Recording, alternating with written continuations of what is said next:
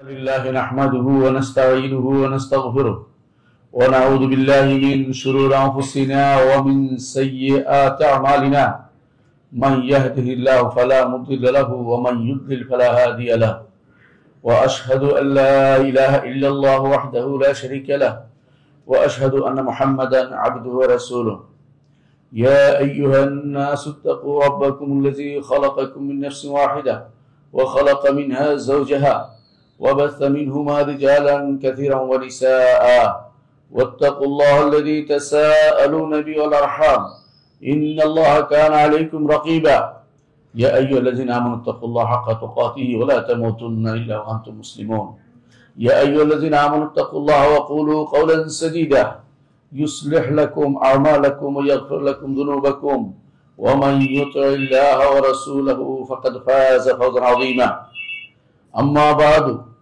فإن أصدق الحديث كتاب الله وخير الهدي هدي محمد صلى الله عليه وسلم وشر الأمور محدثاتها وكل محدثة بدعة وكل بدعة ضلالة وكل ضلالة في النار أيها الناس اتقوا الله فإن الله عز وجل أمرنا بالتقوى وأعطانا شهرا للتقوى সম্মানিত মুসলিম কিরাম, আমি আমার নিজেকে আপনাদেরকে আল্লাহ তাকওয়া অবলম্বন করার অনুরোধ জানাচ্ছি। যেই তাকওয়ার নির্দেশনা আল্লাহ তাআলা আমাদের সবাইকে অবলম্বন করতে বলেছেন, যে তাকওয়া অবলম্বন করতে আমাদেরকে তিনি নির্দেশ দিয়েছেন। রাসূলুল্লাহ সাল্লাল্লাহু আলাইহি সাল্লাম যেই তাকওয়ার নির্দেশ দিতেন, আর যেই তাকওয়া অবলম্বনের জন্য একটি মাস আল্লাহ তাআলা আমাদেরকে উপহার দিচ্ছেন। সম্মানিত মুসলিম কিরাম, একটি মাস আমাদের সামনে আসছে, যেই মাসটির নাম রমাদান। যে ব্যক্তি এই মাস থেকে উপকৃত হতে পারলো না, ফাকাদ হারুমাল খায়রু কুল্লু, সে ব্যক্তি সমস্ত কল্যাণ থেকে সে বঞ্চিত হলো। এই মাসকে যথাযথ কাজে লাগাতে হবে। এমন একটি মাস, যে মাসকে আল্লাহ নির্ধারণ করেছেন, তার ইসলামের রোকন একটি রোকন, 4-5টি রোকনের একটি রোকনকে এই মাসের জন্য নির্ধারণ করে দিয়েছেন। আল্লাহ তাআলা কোরআনে কারীম বলেছেন, শাহরুর রমাদান আল্লাযী উনজিলা ফীহিল কুরআন হুদাল লিন-নাস ওয়া বায়িনাতিন মিনাল হুদা ওয়াল ফুরকান ফামান শাহিদা মিনকুমুশ শাহরা ফালিয়াসুমহু ফামান শাহিদা মিনকুমুশ শাহরা ফালিয়াসুমহু। এই মাসে যে উপনীত হবে সেজন্য এই মাসে সওম পালন করে। সুতরাং এই মাসে সওম পালন করতে হবে। এই মাস হচ্ছে আমাদের ইসলামের একটি রোকন পালনের মাস।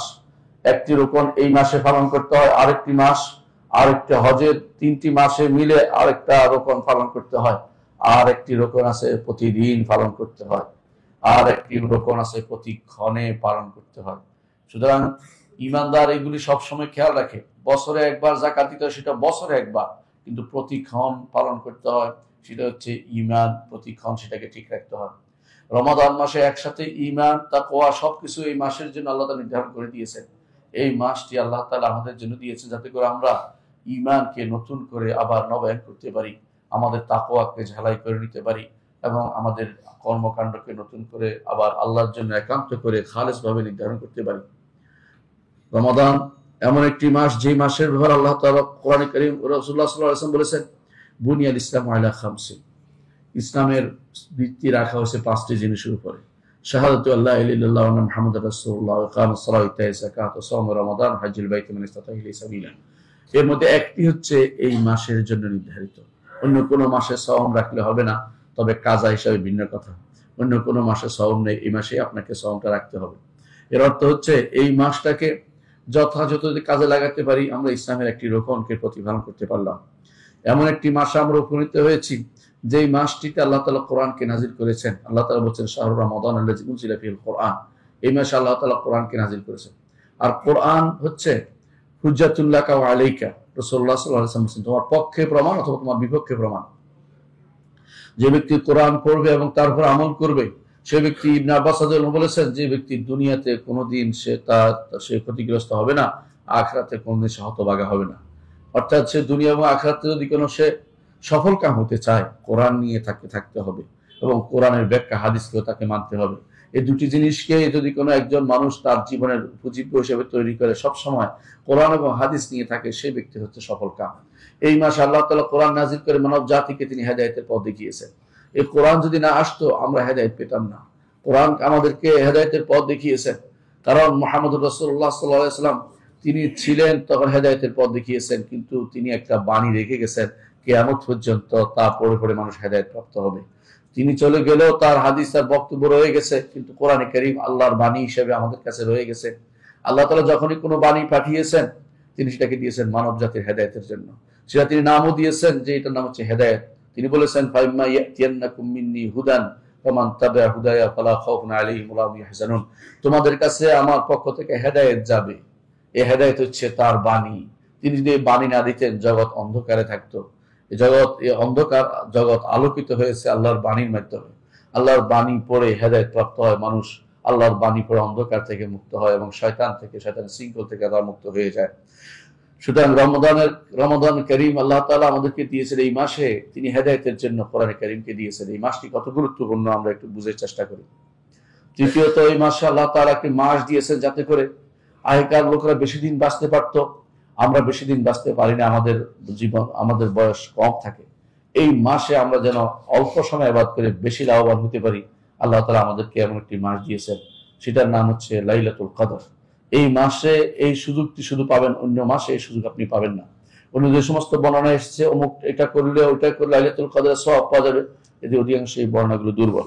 এই জন্য এই মাসটিকে যথাযথভাবে আমাদের কাজে লাগাতে হবে। আল্লাহ তাআলা বলছেন ইন্না আনজালনাহু ফি লাইলাতিন মুবারাকাহ, কোরআন তিনি মুবারক রাতিতে নাযিল করেছেন।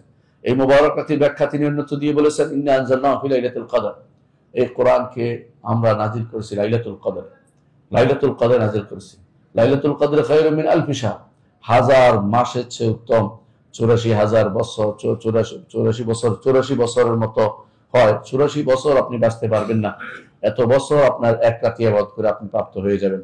এই সুযোগ আপনার আমার জন্য রয়েছে, এই সুযোগ কোনোদিন হেলায় নষ্ট করবেন না এবং সেগুলোকে যত কাজে লাগাতে হবে। এই মাসটি এত গুরুত্বপূর্ণ এই জন্য।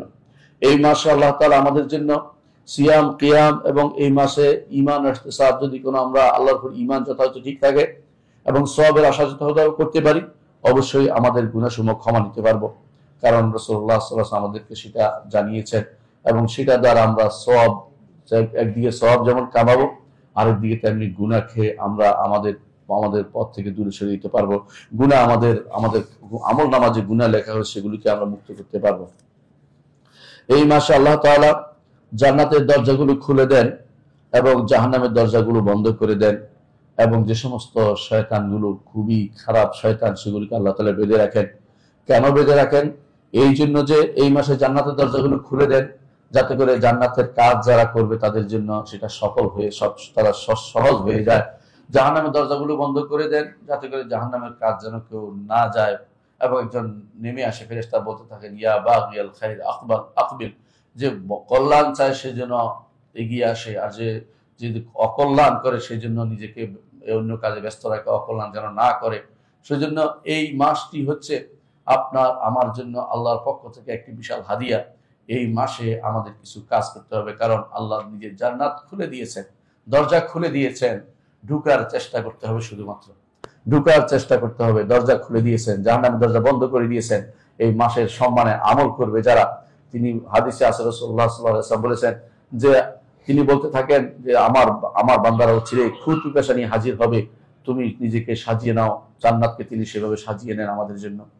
আল্লাহ তাআলা যেটা সাজিয়ে নিয়েছে সেটা কাজে লাগাতে হবে, সেটাকে অবশ্যই সেটার জন্য চেষ্টা করতে হবে, প্রচেষ্টা চালিয়ে যেতে হবে। রাসূলুল্লাহ সাল্লাল্লাহু আলাইহি ওয়াসাল্লাম বলেছেন ইযা জাআ রমাদান ফুতিহাত আবওয়াবুল জান্নাহ, যখন রমাদান আসে জান্নাতের দরজাসমূহ খুলে দেওয়া হয়, গুলিকাত আবওয়াবুন নার, জাহান্নামের দরজা সব বন্ধ করে দেওয়া হয়, সুফিদাতিশ শায়াতিন, এবং শয়তানদেরকে বেঁধে ফেলা হয়। এটা বুখারী মুসলিম হাদিসে এসেছে। অনেকে মনে করতে পারেন যে শয়তান বেঁধে দিলেও আমরা অন্যায়কারী, অনেকেই তো অন্যায় করে। কারণ আসলে শয়তান বেঁধে দেওয়া ছাড়াও আমাদের নফসে আম্মারা তো খারাপ কাজে আমাদেরকে লিপ্ত করে। এটা তো নফসে আম্মারা গত 11 মাস যে সমস্ত আমার উপর দিয়ে প্রভাব বিস্তার করেছে তা তো আরো 11 মাস চলতে পারে, এত বেশি আমার উপর দিয়ে প্রভাব সে রেখে গেছে। সুতরাং আপনি এটা বুঝার কোনো কারণ নাই যে রমজান মাসে সব কাজ, খারাপ কাজ বন্ধ হয়ে যাবে। কারণ আমাদের উপর যে সমস্ত অন্যায় কাজের ফিরিস্তি দিয়ে গেছে শয়তান, সেগুলো অনেকদিন চলতে পারে যদি তওবা করে আমরা সেখান থেকে ফিরে না আসি। আল্লাহ তাআলা বেঁধে দিয়েছেন শয়তানগুলোকে, কিন্তু সেগুলোর প্রভাব তো আমাদের উপর রয়ে গেছে। সেই জন্য আমাদেরকে এই মাসে এমন কাজ করতে হবে যাতে শয়তান আমাদের আশেপাশে আর কোনোদিন ভিড়তে না পারে। সম্মানিত মুসলিম, এই মাস এমন একটি মাস যে মাসে আল্লাহ তাআলা মানুষদেরকে জাহান্নাম থেকে মুক্ত করেন এবং হাদিসে আছে রাসূলুল্লাহ সাল্লাল্লাহু আলাইহি ওয়াসাল্লাম বলেছেন, লিল্লাহি ইনদা কুল্লি ফিতরিন ওয়াতাকা, আল্লাহ তাআলা প্রতি ইফতারের সময় কিছু মানুষকে জাহান্নাম থেকে মুক্ত করে দেন। হাদিসটি ইমাম আহমদ বর্ণনা করেছেন এবং সনদ তার সমস্যা নেই, লা বাসা বিহি, কোনো অসুবিধা নেই। অর্থাৎ ইফতারের সময় তিনি কিছু মানুষকে মুক্ত করে দেন জাহান্নাম থেকে, কিছু মানুষের ঘাড়কে মুক্ত করে দেন। অন্য হাদিসে আছে রাসূলুল্লাহ সাল্লাল্লাহু আলাইহি ওয়াসাল্লাম বলেছেন, ইন্না লিল্লাহি ওয়া তাকা ফি কুল্লি ইয়াউমিন ওয়া লাইলা, রাত দিনের মধ্যে কিছু, প্রতিদিনই তিনি কিছু মানুষকে জাহান্নাম থেকে মুক্ত করে দেন, ঘাড়গুলোকে, কিছু মানুষের ঘাড়কে জাহান্নাম থেকে মুক্ত করে দেন। অনেকে বলতে পারেন যে আমাদের সমাজে প্রচলিত আছে যে এই মাসের প্রথম অংশ রহমত, দ্বিতীয় অংশ ক্ষমা, তৃতীয় অংশ জাহান্নাম থেকে মুক্তির বিষয়টা, এরকম কোন সহিহ হাদিসে আসেনি। হাদিসটি আসছে এবং হাদিসটি খুব একটা লম্বা হাদিসে আসছে, সেটা আসলে মুজাম্মাল কাবির তবরানীতে আসছে। হাদিসটা আসলে সহিহ নয়, হাদিসটা আসলে সহিহ নয়। তবে অবশ্যই এই মাসের প্রতি অংশে রহমত আছে, প্রতি অংশেই ক্ষমা আছে, প্রতি অংশেই জাহান্নাম থেকে মুক্তি পাওয়ার বিষয় আছে। ভাগ না করে প্রতি অংশই বলা যাবে। এই জন্য আমাদের শেখ মোহাম্মদ বিন সালেহ আল উসাইমিন তার রমজানের 30 আসর গ্রন্থে এই কথাটি উল্লেখ করেছেন। অনেকে এটা না বুঝে ওনার উপর দোষ দিচ্ছে, তিনি উল্লেখ করেছেন কারণ হচ্ছে এই মাসে রহমতও চাইতে হবে, ক্ষমাও চাইতে হবে এবং জাহান্নাম থেকে মুক্তির জন্য নিজেকে আবেদন তৈরি করতে হবে যে আল্লাহ যেন আমাকে আজকের দিনে, আজকে আমাদেরকে ক্ষমা করে দেন। প্রতিদিনই যেন এরকম হয় যে প্রতিদিনই তিনি আমাদেরকে ক্ষমা করে দেন, আমাদেরকে জাহান্নাম থেকে মুক্তির ব্যবস্থাপনা করে দেন। এই মাস এমন একটি মাস যেখানে দোয়া করলে কবুল হবে। আল্লাহ তাআলা কোরআনে কারীম বলেছেন, আল্লাহ তাআলা কোরআনে কারীম বলেছেন, ওয়াইজা সাআলাকা ইবাদি আন্নী ফাইন্নী করিবুন উজিবু দাওয়াতাদ দাঈ ইযা দাআন। আমার বান্দারা যখন আমার কাছে আমার সম্পর্কে জিজ্ঞাসা করে তখন আপনি বলুন যে আমি নিকটে। এটুকু বলে তিনি আল্লাহ তাআলা শেষ করেননি, তারপর তিনি বলেছেন উজিবু দাওয়াতাদ দাঈ ইযা দাআন, আমার বান্দা যখন আমাকে ডাকে আমি তার ডাকে সাড়া দেই। এর অর্থ হচ্ছে সাড়া দেওয়ার জন্য নিকটে, কিন্তু তিনি আরশের উপরে। এটা বিশ্বাস করতে হবে, এর বাইরে অন্য কোনো বিশ্বাস ইমানকে নষ্ট করে দিবে।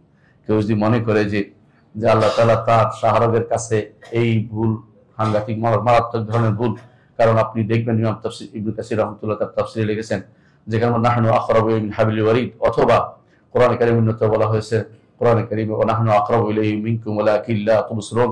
ইমাম ইবনে কাসির রাহমাতুল্লাহ আলাইহি উভয় জায়গার তাফসীর দেখবেন তিনি অর্থ করেছেন ফেরেশতারা। এটাই বিশুদ্ধ, যে সাধারণ করবে যেটাকে বলা হয় এটা আল্লাহ তাআলার জন্য নির্ধারিত হবে না। আল্লাহ তাআলার বিশেষ নৈকট্য আল্লাহ তাআলা নির্ধারিত হবে। তিনি বান্দা যখন আমল করে, বান্দা যখন আল্লাহকে ডাকে তখন কবুল করার জন্য, তার ডাকে সাড়া দেওয়ার জন্য তিনি আরশের উপর থেকেও বান্দার নিকটে। যখনই বান্দা আল্লাহকে ডাকে আল্লাহ তার ডাকে সাড়া দেন। এই জন্য এই নৈকট্যই অর্থ হবে, অন্য কোনো নৈকট্য নয়। তিনি আরশের উপরে, কেউ যদি মনে করে তিনি সর্বত্র অথবা তার ঘাড়ের কাছে অথবা তার কলবের ভিতরে, সে ব্যক্তি ঈমানদার হতে পারেনি, তাকে আল্লাহকে চিনতে পারেনি, এখনো ঈমানদার হওয়ার মতো যোগ্যতা অর্জন করেনি। এজন্য ঈমানদার সব সময় চিন্তা করে বিশুদ্ধ আকীদা পোষণ যেমন করবে তেমনি আল্লাহকে ডাকবে। এই দোয়া এই রমাদান মাসের বিশেষ একটি বৈশিষ্ট্য, যে রমাদান মাসে আল্লাহ তাআলাকে ডাকার বিষয় রয়েছে। রাসূলুল্লাহ সাল্লাল্লাহু আলাইহি ওয়াসাল্লাম হাদিসে এসে তিনি বলেছেন, ইন্না লিল্লাহি ফি কুল্লি ইয়াউমিন ওয়া লাইলাতিন দাওয়া, আল্লাহর জন্য আল্লাহ এই রমাদানের প্রতিদিন এবং রাত্রিতে বিশেষ দোয়ার ব্যবস্থা রেখেছেন। এমন একটা সময় আসতে পারে যে সময় আপনি দোয়া করছেন আর আল্লাহ কবুল করে ফেলছে।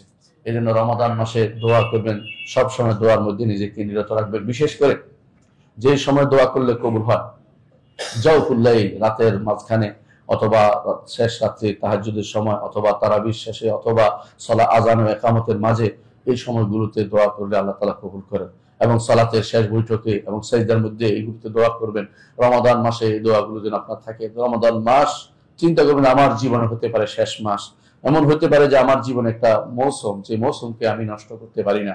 আল্লাহ তাআলা প্রত্যেক জীবনের প্রতিটি ক্ষেত্রে মৌসুম দিয়েছেন, তেমনি ভাবে রমাদান মাসে আপনাকে মৌসুম দিয়েছেন নেক কামানোর জন্য, বদ জিনিস ত্যাগ করার জন্য একটা বিশেষ সুযোগ আপনার জন্য দিয়ে দিয়েছেন।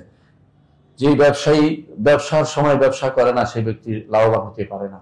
আমাদের এই ব্যবসার সময় হচ্ছে রমাদান মাস, আল্লাহর সাথে ব্যবসা, তার কাছে আমরা চেয়ে নেওয়ার ব্যবসা, তার কাছে নিজেকে সমর্পণ করার ব্যবসা এবং তাকওয়া অবলম্বন করার ব্যবসা। এই তাকওয়া অবলম্বনের জন্যই তিনি বলেছেন লাআল্লাকুম তাত্তাকুন, যাতে তোমরা তাকওয়া অধিকারী হতে পারো। সুতরাং আমরা এই রমাদান মাসকে দশভাবে কাজে লাগাবো। এই রমাদানের অষ্টম যে বৈশিষ্ট্য তা হচ্ছে, এই রমাদান মাসে কেউ যদি কবিরা গুনাহ থেকে দূরে থাকে আল্লাহ তাআলা তার সগীরা গুনাহকে ক্ষমা করে দেন।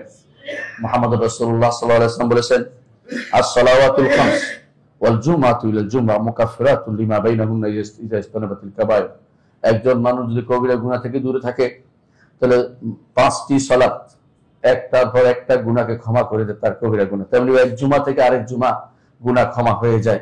আবার এক রমাদান থেকে আরেক রমাদান পর্যন্ত গুনাহগুলি ক্ষমা হয়ে যায় যদি কেউ কবিরা গুনাহ থেকে বাঁচতে পারে। অনেকে বলতে পারেন কবিরা গুনাহ থেকে বাঁচতে পারি না। কবিরা গুনাহ থেকে বাঁচার জন্য আল্লাহ তাআলা এই উম্মতের জন্য বিশেষ ব্যবস্থাপনা দিয়েছেন, তা হচ্ছে তওবা করা, ইস্তেগফার করা। এবং আগের উম্মত ছিল কিন্তু তাদের তওবার আরো ভিন্নতা ছিল, সেখানে আবার বেশি বড় গুনাহ হলে সেখানে হত্যার বিধানও ছিল, ফাকতুলু আনফুসাকুম, যে আল্লাহ তাআলা কোরআনে কারীম বলেছেন। কিন্তু আমাদের জন্য সেটা তওবা ইস্তেগফার, বিশেষভাবে খাঁটিভাবে আল্লাহর দিকে ফিরে আসা, এটাকেই স্পেশালি এই উম্মতের জন্য ছাড় দেওয়া হয়েছে, বিশেষ করে যাতে করে তওবা করে গুনাহ থেকে বাঁচতে পারি। কেউ যদি বড় গুনাহ থেকে বেঁচে থাকে, আল্লাহ তাআলা বলেছেন ইনতাজতানিবু কাবায়িরা মা তুনহাউনা আনহু নুকাফির আনকুম সাইয়্যাতিকুম। বড় গুনাহ থেকে বাঁচতে পারলে ছোট গুনাহগুলিকে আল্লাহ ক্ষমা করে দিবেন। সুতরাং ঈমানদার বড় গুনাহ থেকে বেঁচে থাকবে। বড় গুনাহগুলো আজ বেশি হয় আমাদের, চলতে ফিরতে উঠতে বসতে এমন সব গুনাহগুলি হচ্ছে, এমন সব মিথ্যাচারগুলি হচ্ছে, মিথ্যা কবিরা গুনাহ, মিথ্যা অবশ্যই কবিরা গুনাহ।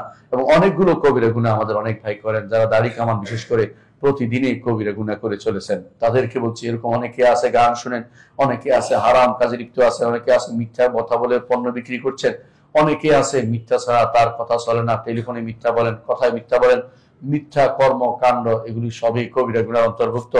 এগুলিকে পরিত্যাগ করলে আল্লাহ তাআলা ছোট গুনাহগুলোকে ক্ষমা করে দিবেন। রমাদান আমাদের জন্য আগের গুনাহগুলো ক্ষমা পাওয়ার একটা সুযোগ আল্লাহ করে দিয়েছেন, এই সুযোগকে আমরা কোনোভাবেই অবহেলা করব না।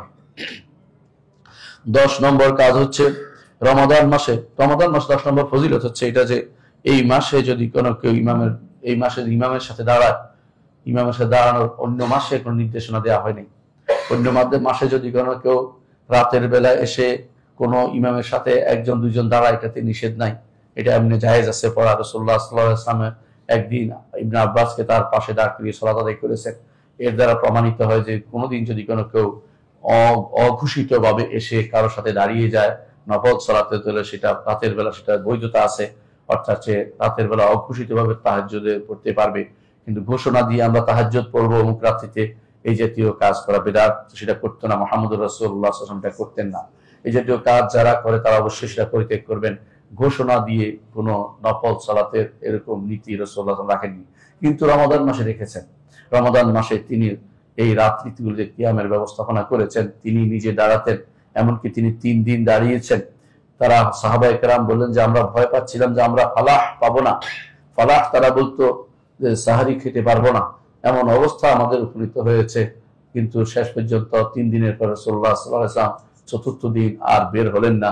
সাহাবায়ে কেরাম অপেক্ষা করছেন এবং শেষ পর্যন্ত বের হয়ে তিনি বললেন যে আমার আশঙ্কা হচ্ছিল যদি কোনো আমি আজকেও বের হতাম না, তোমাদের উপর সেটা ফরজ করে দেওয়া হয়, সেজন্য আমি তোমাদের সেটা বের হইনি। যখন রাসূলুল্লাহ সাল্লাল্লাহু আলাইহি ওয়াসাল্লাম দুনিয়া থেকে চলে গেলেন, আবু বকর খলিফা হলেন, তিনি মুরতাদদের দমনে ব্যস্ত ছিলেন, এজন্য এই সুন্নতকে জারি করতে পারেননি। কিন্তু ওমর ইবনে খাত্তাব রাদিয়াল্লাহু আনহু তিনি দেখলেন তার সময় মসজিদের মধ্যে ভিন্ন ভিন্ন ভাবে সালাত আদায় হচ্ছে, কেউ এখানে এক গোষ্ঠী ওখানে আরেক গোষ্ঠী জামাতে সালাত আদায় করছে। তিনি তখন বললেন যে যদি সবাইকে এক ইমামের পিছনে দিতে পারতাম কেমন হয়। তারপর তিনি উবাই ইবনে কাব রাদিয়াল্লাহু আনহুকে বললেন যে এদের নিয়ে তুমি সালাত আদায় করো। সেই থেকে আজ পর্যন্ত মসজিদ নবী হতে শুরু করে দুনিয়ার সমস্ত মসজিদগুলোকে আল্লাহ তাআলা আলোর ব্যবস্থা করে দিয়েছেন। এই জন্য দোয়া করতেন আমাদের সালফে সালিহিন, দোয়া করতেন ওমরের জন্য, ওমরের জন্য দোয়া করি, কারণ তিনি আমাদের মসজিদগুলিকে আলোকিত করে দিয়েছেন। এই জন্য এটা সহ্য করতে পারে না শিয়ারা এই জন্য তারাবির নামাজকে বেদাত বলে। তারাবির নামাজের সময় যদি কেউ মদিনায় থাকে শিয়ারা, তখন তারা সালাতের মাঝখান দিয়ে হেঁটে চলে আসে দেখানোর জন্য যে তারা আমাদের প্রতি ঘৃণা প্রদর্শন করছে। শিয়াদেরকে পছন্দ করার কোনো কারণ নেই। শিয়ারা হচ্ছে উম্মতে মুসলিমার ক্যান্সার, তাদেরকে যে কোনো জায়গায় প্রতিহত করা এবং তাদের বিরুদ্ধে কথা বলা ইমানদারের দায়িত্ব। যদি চুপ থাকেন তথাকথিত ঐক্যের নাম ধরে, তাহলে আপনি ইমান ও আমলকে বরবাদ করবেন। এটা আপনাকে মনে রাখতেই হবে। শিয়ারা আমাদের জন্য কোনো উপকার কোনোদিন বয়ে আনেনি। উম্মতে মুসলিমার জন্য যত ক্ষতি এবং যত অন্যায় কাজ, যত কিছু উম্মতে মুসলিমাকে বিনষ্ট করার জন্য যত ষড়যন্ত্র এই শিয়াদের মাঝে হয়েছে, আজও যুদ্ধগুলো লাগিয়ে রেখেছে উম্মতে মুসলিমার মধ্যে। শিয়ারাই শুধুমাত্র যুদ্ধগুলো লাগিয়ে রেখেছে, সেগুলো আমাদের জানতে হবে। এই রমাদান মাসে এই জামাতের সাথে সালাত আদায়ের সুযোগটি, নফল সালাত আদায়ের সুযোগটি আমরা দেখতে পাই এই রমাদান মাসে আল্লাহ তাআলা ব্যবস্থাপনা করে দিয়েছেন। সুতরাং এটাকে কাজে লাগাতে হবে। রাসূলুল্লাহ সাল্লাল্লাহু আলাইহি ওয়াসাল্লাম বলেছেন মান কামা মা'আল ইমাম হাত্তা ইয়ানসারিফ কুতিবা লাহু কিয়ামুল লাইলা। শায়খুল আলবানী হাদিসটিকে সহিহ বলেছেন। এর অর্থ হচ্ছে যেই ব্যক্তি রাতে ইমামের সাথে দাঁড়াবে ইমাম ফেরা পর্যন্ত, তার কিয়ামুল লাইলা হয়ে যাবে। কষ্ট করে ইমাম শেষ হওয়া পর্যন্ত পড়বেন। ইমাম যা পড়ে তা 10 পড়ুক, 20 পড়ুক, 15 পড়ুক, 16 পড়ুক অথবা 21 পড়ুক, যেটাই পড়ুক, ইমামের সাথে ঝগড়ায় লিপ্ত না হয়ে যতটুকু পারেন ততটুকু পড়বেন। ইবনে তাইমিয়া রাহমাতুল্লাহ আলাইহি বলেন, সাহাবায়ে কেরাম কত পড়েছেন এ নিয়ে তর্ক করা যাবে না। কারণ হচ্ছে সাহাবায়ে কেরামের মধ্যে বিভিন্ন রকমের বর্ণনা আছে। কেউ সারা রাতও পড়তেন, সুতরাং কেউ 8-এর বেশি পড়েন নাই এমন বক্তব্য দেওয়া যাবে না। 8-এর বেশি পড়েন নাই এমন বক্তব্য রাসূলুল্লাহ এমন বক্তব্য সাহাবায়ে কেরাম থেকে বর্ণিত না। 8-এর বেশি পড়েন না আয়েশা রাদিয়াল্লাহু আনহা থেকে বর্ণিত, তিনি বলছেন রাসূলুল্লাহ সাল্লাল্লাহু আলাইহি ওয়াসাল্লাম করেননি। রাসূলুল্লাহ সাল্লাল্লাহু আলাইহি ওয়াসাল্লাম রমাদান এবং গায়ের রমাদান তিনি 8 রাকাত পড়েছেন, এটা রাসূলুল্লাহ সাল্লাল্লাহু আলাইহি ওয়াসাল্লাম হাদিস দ্বারা প্রমাণিত। কেউ যদি বলে যে আমি এটাই পড়বো, তাহলে তিনি আমল করতে পারেন, অসুবিধা নেই। কিন্তু কেউ যদি বেশি পড়ে নিষেধ করতে পারেন না, কারণ সাহাবায়ে কেরাম রাসূলের যুগেই বেশি বেশি পড়তেন এবং এত বেশি পড়তেন যে মাঝে মধ্যে রাসূলুল্লাহ সাল্লাল্লাহু আলাইহি ওয়াসাল্লাম বলতেন আলাইকুম বিমা তুতিকুন, যতটুকু পারো ততটুকু করো। কিন্তু রাসূল বলেন নাই সাবধান কেউ 8-এর বেশি পড়তে পারবে না। সুতরাং 8 নিয়ে বাড়াবাড়ি করা কখনো বৈধ নয়। রাসূলুল্লাহ সাল্লাল্লাহু আলাইহি ওয়াসাল্লাম বলেছেন যে, জিজ্ঞাসা করা ইয়া রাসূলুল্লাহ সাল্লাতুল লাইল কি করব, তিনি বলেন মাসনা ওয়া মাসনা, 2 রাকাত করে পড়া। ফাইজা খাশিয়া আহাদুকুমুল, তোমাদের কেউ যখন ভয় করবে সুবহ ফজরের সালাতের ভয় করবে, ফজরের ভয় করবে, সবে সাদিক নাযিল হয়ে যাবে, ফাল ইউতির এক রাকাত পড়ে যেন বিতির বানিয়ে নেয়। কখনো 8 রাকাত নিয়ে কোনো ঝগড়া আমাদের মধ্যে যেন না থাকে। 8 রাকাত হোক, বেশি হোক, কম হোক, কোনো সমস্যা নেই। কেউ যদি নাও পড়ে তারও সমস্যা নেই। এই কারণে মসজিদ ভাগ করা অথবা এই কারণে কাউকে সালাফি গায়রে সালাফি নাম দেওয়া, এটা সম্পূর্ণরূপে অবৈধ কাজ, এটা কখনো করা যাবে না। কারণ আপনারা জানেন যে রাসূলুল্লাহ সাল্লাল্লাহু আলাইহি ওয়াসাল্লামের সুন্নাত 3টি, তিনি অনুমোদন যেটা করেছেন, মুখে যা বলেছেন এবং যা করেছেন 3টি সুন্নাত। রাসূলুল্লাহ সাল্লাল্লাহু আলাইহি ওয়াসাল্লামের যুগে শুধু 8 রাকাত পড়া হতো না, সাহাবায়ে কেরাম এরপরে অনেক বেশি পড়তেন। তার প্রমাণ আমরা সাহাবায়ে কেরাম জীবনের সিরাতে দেখতে পাই। বরং এর চেয়ে বেশি পড়তেন তার প্রমাণও আমরা অনেক জায়গায় দেখতে পাই। রাসূলুল্লাহ সাল্লাল্লাহু আলাইহি ওয়াসাল্লাম মসজিদে এসে দেখলেন যে টানিয়ে রাখা হয়েছে রশি, সেই রশি কেন? বলে যায়নব টানিয়ে রাখছেন, যখন ঘুম আসে সালাতুল লাইলে ঘুম আসলে যেন টান পড়ে, এই জন্য তিনি যেন উঠতে পারেন। বলতে এটা ঠিক নয়, তোমরা যা পারো তা করো। এটা বলেন না যে সাবধান আমি যা পড়ছি এর বেশি পড়বে না, এটা বলেন নাই। সুতরাং কোনো ব্যক্তি যেন নিয়ে ঝগড়া না করে। রমাদান মাসে কিয়ামটা হচ্ছে সুন্নাহ। এই সুন্নাহকে বাস্তবায়ন করবেন, সুন্নাহ নিয়ে ঝগড়া বিবাদের বিষয় নয়। যথাযথভাবে এটা বোঝার চেষ্টা করবেন। যে কেউ বেশি বাড়াবাড়ি করে বুঝবেন যে সে অতি বাড়াবাড়িতে লিপ্ত রয়েছে এবং তার থেকে হাত গুটিয়ে নেবেন। এটা কখনো ইমানদারের কাজ হতে পারে না যে যেটা শরীয়ত উন্মুক্ত রেখেছে এই জায়গাতে এসে বাড়াবাড়ি করবে। বাড়াবাড়ি নয়, ছাড়াছাড়িও নয়, একেবারে আপনার 20-এ পড়তে হবে সেটাও ঠিক নয়, আবার 8-এই শুধুমাত্র সীমাবদ্ধ থাকতে হবে এটাও ঠিক নয়। যা যতটুকু আল্লাহ সামর্থ্য দিয়ে ততটুকু পড়বেন। তবে একটি সুযোগ রয়েছে, সারা রাত আপনি সালাত আদায়ের সুযোগ পাবেন যদি কোনো আপনি রাতের বেলা ইমামের সাথে পড়ে আপনি ফিরে আসতে পারেন। মান সাল্লা মা'আল ইমাম হাত্তা ইয়ারজা কুতিবা লাহু কিয়ামুল লাইল। এমনকি ইমাম যদি বিতির পড়ে আপনি তার সাথেও বিতির পড়বেন, কারণ ইমামের সাথে প্রত্যাবর্তন করতে হলে বিতিরটা অবশ্যই আপনার জন্য জরুরি। সালাত এটা, ইমাম যদি সালাতের পরে বেদাত করে সেটা করবেন না, কারণ সালাত শেষ হয়ে গেছে। এর অর্থ হচ্ছে সালাত যতক্ষণ ইমামের আছে ততক্ষণ আপনি পড়বেন। সে যাই পড়ুন, তিনি 10 পড়ুন, 20 পড়ুন অথবা তিনি 36 পড়ুন। ইমাম মালিক রাহমাতুল্লাহ আলাইহির যুগে 36 রাকাত হতো, সেটাতেও কেউ কোনোদিন কোনোদিন বলেন নাই যে সেটা বেদাত হবে। ইবনে তাইমিয়া রাহমাতুল্লাহ আলাইহি বলেন যে সাহাবায়ে কেরামের যুগে এমন ছিল যে কালা বিল মেইন 100 রাকাতে কেউ 100 রাকাতে 100 আয়াত কেউ পড়তেন। কেউ বলছেন মেইন বলতে 100 আয়াত না বুঝে বোঝানো হবে 100 আয়াত বিশিষ্ট সূরা দিয়ে এক একটা রাকাত পড়তেন। 100 আয়াত বিশিষ্ট সূরা দিয়ে এক একটা রাকাত পড়তেন। এর কত সময় লাগে একটু চিন্তা করে দেখুন। রাসূলুল্লাহ সাল্লাল্লাহু আলাইহি ওয়াসাল্লাম এটাই ছিল হাদিসে, কানু ইয়াকরাউনা বিল মেইন। এবং কেউ বলতেছে এত লম্বা সময় দাঁড়াতেন যে তার কেউ লাঠিতে ভর দিতে বাধ্য হতেন, যে কারণ দাঁড়াতে পারতেছে না, পায়ে ব্যথা হয়ে যেত। সুতরাং বোঝা গেল যে যেমনি ভাবে আপনি সংখ্যা গুনছেন তেমনি ভাবে কোয়ালিটিও একটু ঠিক রাখবেন। কোয়ালিটি এবং কোয়ান্টিটি উভয়টাই কিন্তু সুন্নত। শুধুমাত্র সংখ্যা গণা যেমন সুন্নত না, শুধু কোয়ালিটির দিকে তাকাবেন না, উভয়টাই আপনি খেয়াল রাখার চিন্তা করবেন। কোয়ালিটি এবং কোয়ান্টিটি দুইটাই আপনি দেখতে হবে। সুতরাং রমাদান মাসে ইমামের সাথে এই কিয়ামটা আপনি করবেন যতটুকু আল্লাহ তাআলা আপনাকে সামর্থ্য দিয়েছে। যদি ঠিক মতো তার সাথে শেষ পর্যন্ত দাঁড়াতে পারেন, কিয়ামুল লাইলা আপনার জন্য লেখা হবে। এবং কিয়ামুল লাইল লেখা হবে কি হবে? আল্লাহ আপনাকে ক্ষমা করে দিবেন। রাসূলুল্লাহ সাল্লাল্লাহু আলাইহি ওয়াসাল্লাম বলেছেন মান কামা রমাদানা ঈমানান ওয়া ইহতিসাবান গুফিরা লাহু মা তাকাদ্দামা মিন যামবি। সুতরাং রমাদান মাসের কিয়াম নিয়ে বাড়াবাড়ি করা যাবে না। যতটুকু ইমাম পড়ে ততটুকু পড়ুন, আর চেষ্টা করবেন বেশি সময় দিতে মসজিদে। 4 রাকাত পরে বসে যাওয়া বা 8 রাকাত পরে চলে যাওয়া, এটা ইমানদারের লক্ষণ হতে পারে না। ইমানদার যতটুকু পারে বাড়তি সালাত আদায় করবেন। এমনও হতে পারে একটি সিজদা আপনার জন্য আখিরাতের মুক্তির কারণ হতে পারে, এবং সেটা কোন সিজদা হবে, 8 রাকাতের পরেরটাও তো হতে পারে, 20 রাকাতের পরেও হতে পারে, 36 রাকাতও হতে পারে। ইমামরা সেভাবে পড়তেন। ইমাম ইবনে তাইমিয়া রাহমাতুল্লাহ বলেছিলেন, সেটা আপনাকে মনে করে দিচ্ছি। বলছেন যখন তারা কি করতেন, যখন দেখতেন যে কষ্ট হচ্ছে তখন রাকাত বাড়িয়ে দিতেন, রাকাতের মধ্যে একটা নাশাত আসে, প্রতি রাকাত বাড়িয়ে দিতেন। আর যখন দেখতেন তাদের মধ্যে নাশাত আছে, তৎপরতা আছে, কর্মতৎপর আছেন, ঘুম আসছে না, তখন তারা লম্বা কেরাত দিয়ে তখন সালাতটা আদায় করতেন। তখন তারা কখনো 8 করতেন, কখনো 20 করতেন, কখনো বেশিও করতেন। ইমাম মালিক রহমতুল্লাহ আলাইহির সময় তারা মক্কাবাসীদের সাথে প্রতিযোগিতা লিপ্ত হতেন ইবাদতে। মক্কাবাসীরা সাধারণত তারা 4 রাকাত পরে একবার কাবার তোয়াফ করে আসতো। এটা দেখে ইমাম মালিক রহমতুল্লাহ, আমাদের তো আর তোয়াফ করার জায়গা নেই, আমরা অতিরিক্ত আরো 2 রাকাত বেশি করে সালাত আদায় করবো। এইভাবে তারা 36 রাকাত পর্যন্ত তারা সালাত আদায় করেছেন। সুতরাং এই ব্যাপারে বাড়াবাড়ি না করি, নির্ধারণ না করে যে যতটুকু পারি অতটুকু পড়তে পারেন। আর কোনো ইমাম মসজিদ এসে নির্ধারণ করতেই পারেন, একদিন 8 আরেকদিন 20 পড়তে পারেন, কোনো সমস্যা নেই। একদিন 12, একদিন তিনি 21 পড়তে পারেন, কোনো সমস্যা নেই। একদিন 13, এইভাবে ভাগ করে তিনি পড়তে পারেন, অর্থাৎ ইয়া সহ বিতির সহ পড়তে পারেন, এতে কোনো অসুবিধা নেই। এটাতে নির্ধারণ তো প্রতিদিন হইতে হবে জরুরি না, ইমাম যা পড়ে তা পড়ুন, এটাই হচ্ছে কাজ। অনেকে হয়তো মনে করতে পারেন যে এই মাসে কোরআন নিয়ে দাঁড়ানোর ক্ষেত্রে হয়তো এই সিদ্ধান্ত আসতে পারে অনেকে মনে, যে কোরআন নিয়ে দাঁড়ানো বেদাত। এটা ঠিক নয়, কারণ সাহাবা ইকরাম কোরআন নিয়ে দাঁড়াতেন। সাহাবা ইকরাম যে কাজটি করেছেন এটাকে বেদাত বলা যায় না। সাহাবা ইকরাম যা করতেন তা কখনো বেদাত নয়, বরং সাহাবা ইকরামের নীতি অনুসারে আপনাকে এই কোরআন নিয়ে রমাদান মাসে আপনি সালাতে দাঁড়াবেন এবং খতম করার চিন্তা করবেন। খতম করা কোনো বেদাত নয়। এই সমস্ত, এই জন্য যারা খতম করার বেদাত বলে তারা অনেকে হেফজ করতে পারে না, এবং তাদের সন্তানরা হাফেজ হতে পারে না, নিজেরাও কোরআন শুদ্ধ করে পড়তে পারে না। এরা বেশিরভাগই বেদাত নিয়ে, বেদাত নিজস্ব বেদাত তা চালু করে দিয়েছে। কোরআন পড়া কখনো বেদাত নয়, কোরআন খতম করা বেদাত নয়। সলবে সালের নীতি ছিল এটা, সলবে সালের নীতির বাইরে কেউ সালাফি হতে পারে না, এটা আমাদেরকে মনে রাখতে হবে। একক কোনো ব্যক্তির বক্তব্যই সালাফি বক্তব্য নয়, এটাকে শিখে রাখতে হবে আমাদেরকে। সুতরাং কোরআনে কারিমে কেউ যদি কোরআন নিয়ে দাঁড়ায় এবং কোরআন খতম করে এবং সুন্দর করে পড়ে, অবশ্যই সেটা সালাফি নীতি। তবে এটা নয় যেটা আমাদের অনেকেই পড়ে থাকেন, শুধুমাত্র কোরআন খতমের নাম করে এক শব্দ শুরু করেছেন, শেষ পর্যন্ত কোনো মাঝখানে থামার কোনো সুযোগ নেই, অনবরত পড়ে যাচ্ছে একজন, সেজন্য অন্য কোনো কোরআন নয় অন্য কোনো গ্রন্থ পড়ছে।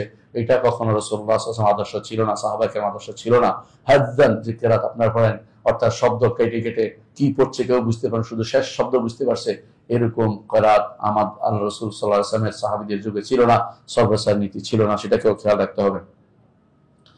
আর এই মাসে আপনারা জানেন যে ওমরাতে হজের মতো সওয়াব রয়েছে, বিশাল সুযোগের, এই 10টি সুযোগের কথা বলছি এই রমাদান মাসে। আসলে কি কি কাজ করবেন আমি 1 নম্বর কাজ বলছি। প্রথম কাজ হচ্ছে সওম পালন করা। প্রথম কাজ হচ্ছে সওম পালন করা। কারণ রাসূলুল্লাহ সাল্লাল্লাহু আলাইহি ওয়াসাল্লাম বলেছেন, এক সাহাবী এসে বলেন, ইয়া রাসূলুল্লাহ আমাকে একটু ওসিয়ত করো। তিনি বলছেন, আলাইকা বিস-সাওম ফাইন্নাহু লা ইদলা লাহু অন্য বলছে লা মিসলা লাহু।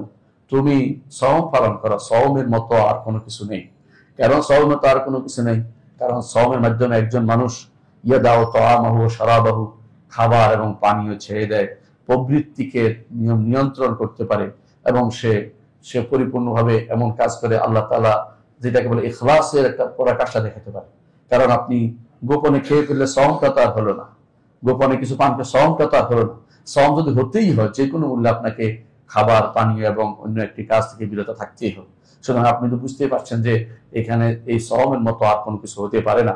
দ্বিতীয়ত, এই সওমের মাধ্যমে জাহান্নাম থেকে মুক্ত হবেন। রাসূল বলে দিয়েছেন, আসিয়ামু জুন্নাতুম মিনান নার, জাহান্নাম থেকে ঢাল হিসেবে সওম আপনার জন্য ব্যবহৃত হবে। সুতরাং সওম যেহেতু ঢাল হবে, সেই ঢাল জাহান্নাম থেকে ঢাল এবং গুনাহ থেকেও ঢাল হয়।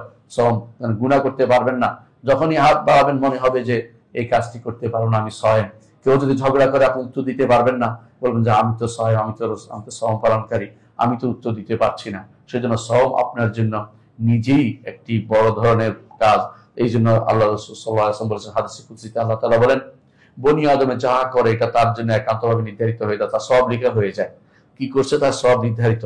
কিন্তু সওম এটা আমার জন্য রাখা হয়, এই জন্য আল্লাহ তাআলা তিনি নিজে খান না, পান করেন না। বনি আদম আল্লাহর কর্মকাণ্ডের সাথে নিজেকে যুক্ত করতে চায়, নিজে খায় না, পান করে না।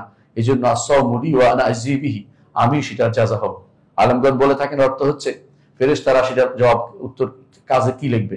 একজন মানুষ যখন কাজ লেখে, কোন সেটা লেখে যে এই কাজের এই সওয়াব লিখবে, কিন্তু এই তো খায় না, পান করে না, ওটা কিভাবে লিখবে? এই জন্য আল্লাহ তাআলা বলেন আস-সাওমুলি ওয়া আনা আজজি বিহি, সওম আমার জন্য রাখা, আমি সেটার প্রতিদান দিব, সুতরাং তোমাদের লেখার প্রয়োজন হবে না। এবং সেই প্রতিদান হবে জান্নাতের রায়্যান নামক একটি দরজা, স্পেশালি তাদের জন্য থাকবে। রাসূলুল্লাহ সাল্লাল্লাহু আলাইহি ওয়াসাল্লাম আমাদেরকে জানিয়েছেন। আরেকটি হাদিসে রাসূলুল্লাহ সাল্লাল্লাহু আলাইহি ওয়াসাল্লাম বলেছেন, মান সামা রমাদানা ঈমানান ওয়া ইহতিসাবান গুফিরা লাহু মা তাকাদ্দামা মিন যামবি, যে কেউ রমাদান মাসে সাওম পালন করবে, সাওম পালন করে ঈমান এবং ইহতিসাবের সাথে। ঈমান অর্থ আল্লাহর উপর ঈমান রেখে, মুসলিম হওয়ার জন্য না, সওয়াবের আশায়, দুইটা, মুসলিম হওয়ার জন্য না। অনেক দেখবেন যে জীবনে কোনদিন সালাতের ধার ধারে না, রমাদান মাসে সাওম পালন করে, তার সাওম আল্লাহর দরবারে কবুল হবে না। যদি না তওবা করে এই মাস থেকে, রমাদান থেকে সাওম শুরু করে, সালাত শুরু করে দেয়, তখন শুধুমাত্র তার সাওম কবুল হবে, তার সাওমের কোনো মূল্য নেই। এই জন্য তার সাওম হবে শুধুমাত্র ক্ষুধা পিপাসা বন্ধ থাকা, না খেয়ে থাকা, শরীর গঠন করা, এই জাতীয় কিছু একটা হবে।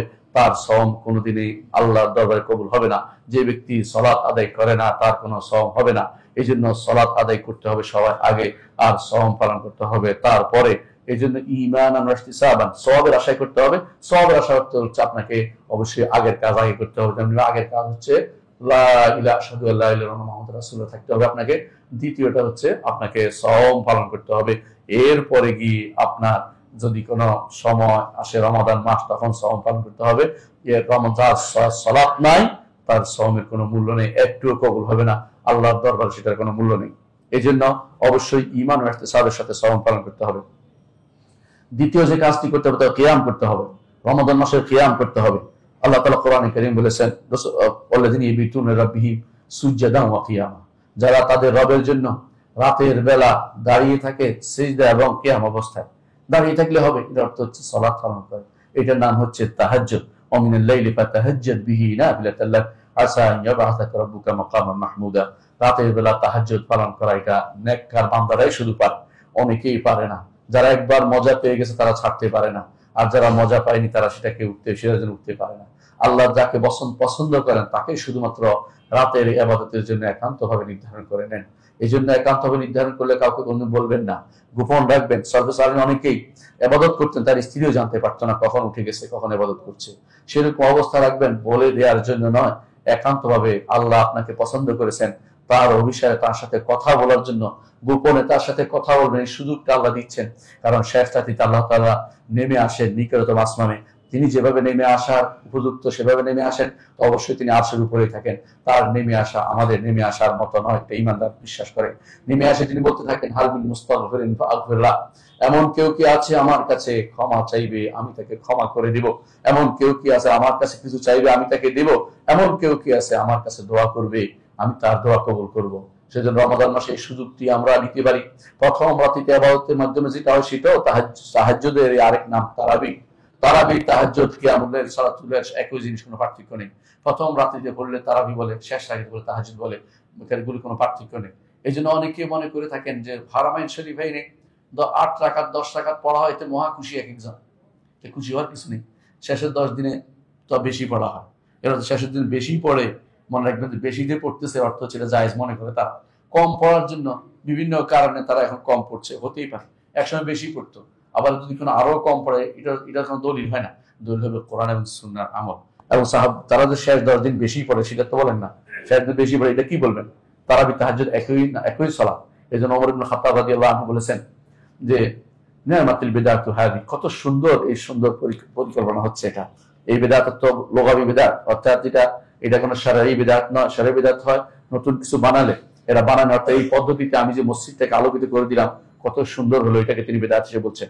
এবং তারপর বলেছেন ওয়াল্লাতী তানামুনা আন আফদাল, যেই সালাত থেকে ঘুমিয়ে থাকো এটা অবশ্যই এর থেকে উত্তম, অর্থাৎ শেষ রাত্রি বেশি পড়া বেশি উত্তম। কিন্তু যদি জামাতের সাথে হয় তাহলে প্রথম রাকাতে উত্তম, কারণ জামাতের সাথে প্রথম রাত্রি উত্তম, কারণ জামাতের সাথে সওয়াব বেশি, বহুগুণ সওয়াব বেশি। অনেকে মনে করে থাকেন শেষ রাতে পড়বো, প্রথম রাকাতে পড়বো, প্রথম রাত্রে পড়বো, ঠিক না। বরং প্রথম রাত্রিতে যদি জামাতের সাথে পড়া হয় এবং সবার সাথে পড়া হয় এটা উত্তম। এবং শেষ রাতে যদি একান্ত পড়া হয় তাহলে এটা উত্তম। একান্ত শেষ রাত্রিতে পড়া উত্তম, কেন আল্লাহর সাথে সেটা এখন রিয়ার পথ থেকে দূরে থাকে, সেজন্য সেটা উত্তম। যেখানে জামাত হবে সেটা উত্তম বেশি, মনে রাখবেন।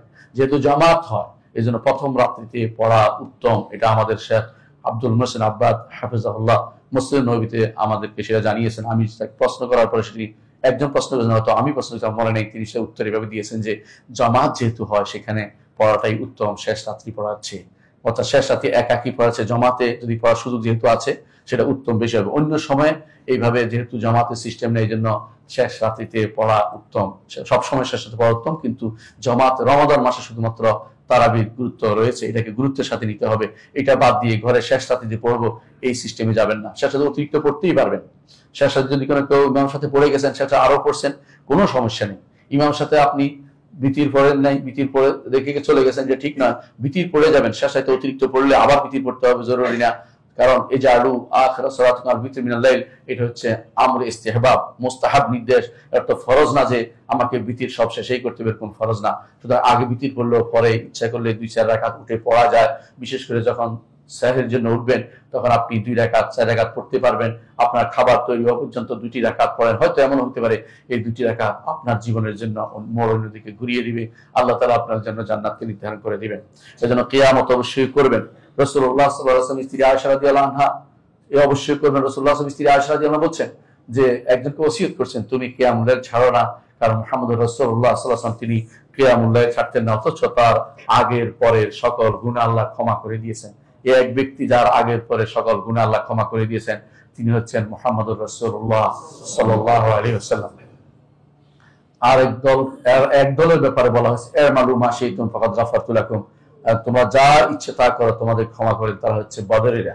বদরের ছাড়া কারোর জন্য এভাবে বলা হয়নি, তবে সেখানে বলা হয়নি যে পরের গুনাহ ক্ষমা করে বলে নাই, তোমাদের যা করো এটা বলছে। এটা হচ্ছে তাদেরকে স্বাধীনতা দেওয়া, তারা অন্যায় কোনো কিছু করেননি। সাহাবায়ে কেরাম রাদিয়াল্লাহু আজমাইন বদরি সাহাবাদের ব্যাপারে স্পেশাল যে ঘোষণা এসেছে, জীবনের শেষ মুহূর্ত পরীক্ষা করে দেখবেন, তারা ছিল শ্রেষ্ঠ আল্লাহর পছন্দনীয় ব্যক্তিত্ব, যাদের সাথে কারো কোনো তুলনা চলে না। এই জন্য যার আগে পরে সমস্ত গুনাহ ক্ষমা করে তিনি হচ্ছেন সাইয়্যিদুল খালক মুহাম্মদুর রাসূলুল্লাহ সাল্লাল্লাহু আলাইহি ওয়াসাল্লাম। আর যাদের ব্যাপারে আল্লাহ তাআলা পছন্দ করেছে তাদেরকে বলছেন যা ইচ্ছা তা করো। এর অর্থ যে তোমাদেরকে এখন যত ইচ্ছা করতে পারো, তোমাদের আল্লাহ সন্তুষ্টি এসেছে, অন্যায়ের দিকে তোমাদের পা যাবে না, সেভাবে আল্লাহ তাআলা তাদেরকে নিয়ন্ত্রণ করে দিয়েছেন। আল্লাহর বিশেষ রহমতে তাদেরকে আল্লাহ তাআলা বিশেষ ফজিলত দান করে দিয়েছেন। তৃতীয় যে কাজটি করতে হবে রমজান মাসে, তা হচ্ছে সাদাকা দিবেন বেশি বেশি করে। রমজান মাসে বেশি বেশি দান করবেন। রাসূলুল্লাহ সাল্লাল্লাহু আলাইহি ওয়াসাল্লাম বেশি বেশি দান করতেন, এমনিতেই তিনি বেশি দান করতেন, আর রমাদান মাসে তিনি বেশি দান করতেন, আরো বেশি দান করতেন। যখন জিবরিল তার কাছে আসতেন, জিবরিলকে যখন তিনি কোরআন শোনাতেন, জিবরিলও তাকে কোরআন শোনাতো। এই জন্য রমাদান মাসে দান করবেন সবচেয়ে বেশি। এই দানের মধ্যে অন্যতম হচ্ছে অনেকেই যাকাত প্রদান করেন রমাদান মাসে। অবশ্যই এটা একটা সুবিধা, অসুবিধা নেই। রমজান মাসে আপনি হিসাব করে যাকাত দিবেন এবং যাকাতের খাতগুলো নির্ধারণ করে পৌঁছে দিবেন, এটা একটা ভালো কাজ, অসুবিধা নেই তাতে। অন্য সময় আপনার মাস পুরো হইতে পারে, রমজান মাসেই যে আপনার বছর পুরো হচ্ছে এটা তো ঠিক নয়। আপনাকে কমিয়ে এনে এই মাসে দিতে অনেকে চাইবেন, যে হয়তো কারো 11 মাস হয়েছে আমি এই মাসে দিয়ে দেই, বা রমজান পর্যন্ত 11 মাস হয়েছে দিয়ে দেন, পরবর্তী এই মাস থেকে আবার গণনা করতে আপনার সুবিধা হবে। এই জন্য আপনি অগ্রিম দিয়ে দিলে কোনো অসুবিধা নেই, এই মাসে দিয়ে আপনি এই মাসে অতিরিক্ত সওয়াব কামাতে পারবেন। রাসূলুল্লাহ সাল্লাল্লাহু আলাইহি ওয়াসাল্লাম একটা হাদিসে এসেছে, তিনি বলেছেন আফদালুস সাদাকাতি সাদাকাতুন ফি রমাদান। রমাদান মাসে যে সাদাকা করা হয় সেটা হচ্ছে উত্তম সাদাকার অন্তর্ভুক্ত। সেটা রমাদান মাসে সাদাকা করবেন। রমাদান মাসে সাদাকার আরেকটি পর্যায় হচ্ছে, আরেকটি দিক হচ্ছে মানুষকে খাওয়ানো। আল্লাহ তাআলা কোরআনে কারীম বলেছেন ওয়াইতুমুনা তাআমা আলা হুব্বিহি মিসকিনা ওয়া ইয়াতীমা ওয়া আসীরা। তারা খাওয়ায় আলা হুব্বিহি, খাবারটার প্রতি তার অত্যন্ত আগ্রহ আছে খাওয়া, কিন্তু নিজে না খেয়ে অন্যকে দান করে ইসার করে। এর অর্থ এটাই বেশি শুদ্ধ যে তিনি আল্লাহ নিজে খাইতে পারেন, খাইয়ে ফেলতে পারেন, কিন্তু দরকার আছে পরিবারে রাখতে পারেন, সন্তান রাখতে পারেন, না করে তিনি আল্লাহর রাস্তায় দান করেছেন, খাওয়া দিয়েছেন গরিবদেরকে। ওয়াইতুমুনা তাআমা আলা হুব্বিহি মিসকিনা ওয়া ইয়াতীমা ওয়া আসীরা। মিসকিন, ইয়াতীম এবং কয়েদিদের জন্য তিনি নিজের খাবারটা বরাদ্দ করেন। আল্লাহ তাআলা তাদের প্রশংসা করেছেন। রমাদান মাসে এটা অবশ্যই করবেন। রাসূলুল্লাহ সাল্লাল্লাহু আলাইহি ওয়াসাল্লাম একটি হাদিসে বলেছেন, কোন মুমিনকে খাওয়া তার ক্ষুধার উপরে, আল্লাহ তাআলা তাকে জান্নাতের ফল থেকে খাবার খাওয়াবেন। এবং রাসূলুল্লাহ সাল্লাল্লাহু আলাইহি ওয়াসাল্লাম আরেকটি হাদিসে আসে, কোন মুমিন যদি কোন পিপাসার্ত ব্যক্তিকে পানি পান করায়, তা আল্লাহ তাআলা তাকে রাহিকুল মাখতুম থেকে তাকে পান করাবেন। ইমাম তিরমিজি হাসান সনদে হাদিসটি বর্ণনা করেছেন। এর অর্থ হচ্ছে এটা একটা সুযোগ, আপনাকে সেটা করতে হবে। এই জন্য আপনি দেখবেন মক্কা মদিনাতে একটা প্রতিযোগিতা পড়ে যায়, কে কাকে নিবে, কে কাকে খাওয়াবে, কারণ মনে করি এটা একটা সুযোগ আমার জন্য। অনেকে মনে করেন যে অন্য মাসে দেখেন না কেন, তারা দেখছে এই হাদিস এই মাসে আমল বেশি, সব এটা করতেই পারে, আপনিও করতে পারেন। অন্য মাসের দোহাই দিয়ে এই মাসে বন্ধ রাখবেন না। এই মাস হতেও পারে এই মাসে দেওয়ার পর আপনার অভ্যাস তৈরি হয়ে যাবে, আপনি দিতেই থাকবেন। আমি মদিনাতে দেখেছি কোন ডাক্তার সাহেবকে রমজান মাস আসলে তারা এত বেশি দেউলিয়া হতেন, খাবার কিভাবে পৌঁছে দিবেন টেনশন থাকতেন। বাংলাদেশি ডাক্তাররাও তারা প্রভাবিত হয়েছে দ্বারা, আলহামদুলিল্লাহ। অনেক মানুষকে আমরা দেখেছি এই কাজ করতে। আপনারাও সেরকম দেউলিয়া হন, বেশি বেশি দেওয়ার চেষ্টা করুন। রাসূলুল্লাহ সাল্লাল্লাহু আলাইহি ওয়াসাল্লাম কি করতেন? আজওয়াদু মা ইয়াকুনু মিনার রিহিল মুরসালা, তিনি প্রবাহিত বাতাসের চেয়েও বেশি মানুষের গায়ে খাবার পৌঁছে দিতেন, মানুষের কাছে খাবার দান পৌঁছে দিতেন। দ্বিতীয় যে কাজটি করবেন, সওমের তাফতির করাবেন, অর্থাৎ রমজানের রোজাদারকে ইফতারি করাবেন। রোজা ইফতারি করাবেন। রাসূলুল্লাহ সাল্লাল্লাহু আলাইহি ওয়াসাল্লাম বলেছেন একটি হাদিসে, কেউ যদি সওমকে ইফতারি করা তার সমপরিমাণ সওয়াব সে পাবে, কিন্তু রোজাদারের কোনো সওয়াবের কমতি হবে না। সুতরাং আপনি এটা দান করতেই পারেন, এমন ভাবে দিবেন যে আপনি দেখানোর জন্য না, জানানোর জন্য নয়। অনেকে দেখা যায় রমজান মাসে ইফতার মাহফিল করে, এটা করবেন না। ইফতার মাহফিল করে দেখানোর কিছু নয়, আপনি দিয়ে যাবেন, কেউ জানতেই পারবে না। রমাদান মাসে আমরা যখন মক্কা মদিনা যাই, কে যে খাবার খাওয়াইলে খুঁজে বের করেও পাই না, অথচ মানুষ এসে দিচ্ছে, কোত্থেকে দিচ্ছে জানি না, খুঁজে জিজ্ঞাসা করলে বলা যায় এক লোক দিয়ে গেছে, বলতে রাজি নেই। এরকম হাজার হাজার মানুষকে তারা খাওয়াচ্ছে। কেউ বলে না যে অমুকের ইফতারি, একটা সাইনবোর্ড টানে দেয়া, ছবি তুলিয়ে দিয়া ফেসবুকে দেওয়ার মতো কাজ তারা করে না। অথবা এইগুলো থেকে দূরে থাকবেন। এগুলো হচ্ছে রিয়া, এগুলো হচ্ছে লোক দেখানো কাজ, এগুলো আপনার আমলকে বিনষ্ট করে দেয়। আপনি এই জন্য ইফতার মাহফিলের যে সমস্ত ঘটা কাজ করে, এগুলো থেকে দূরে থাকার চেষ্টা করবেন। দয়া করে এই কাজে কাউকে ডাকবেন না, আমাকেও ডাকবেন না, কারণ আমি এটা পছন্দ করি না। ইফতার মাহফিলের জন্য হাজির হই না রমজান মাসে, কারণ এগুলো বেশিরভাগই রিয়ার কাজে থাকে। এই রিয়া থেকে আপনি যতই বলেন না কেন, বেশিরভাগ ব্যাংকওয়ালারা এই রিয়াগুলি বেশি করে।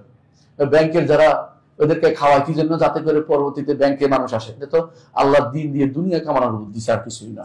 এটা বেশিরভাগ মানুষগুলি করে। অনেকেই দেখবেন যে এই মাসে এসে ইফতার মাহফিলের জন্য ওই নেতারা এই বেশিগুলি করে, রাজনৈতিক নেতারা ইফতার মাহফিলের ব্যবস্থা করে।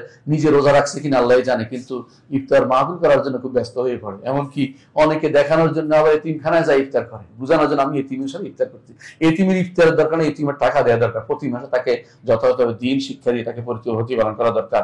এই জাতীয় লোক দেখানোর কাজ থেকে তাদেরকে বিরত রাখতে হবে। আপনারা সেখানে উপস্থিত হবেন না এবং ঘোষণা দিবেন যে লোক দেখানোর কাজের জন্য আপনাকে জন্য আল্লাহ তাআলা নিয়ন্ত্রণ করেন নাই। আপনি দিবেন এমন ভাবে যে কাউকে দেখাননি এমন ভাবে দেওয়ার চেষ্টা করবেন। এটা ইমানদারের কাজ, এটা ইমানদার এটার ভিতরে নীতিকে সীমাবদ্ধ রাখে।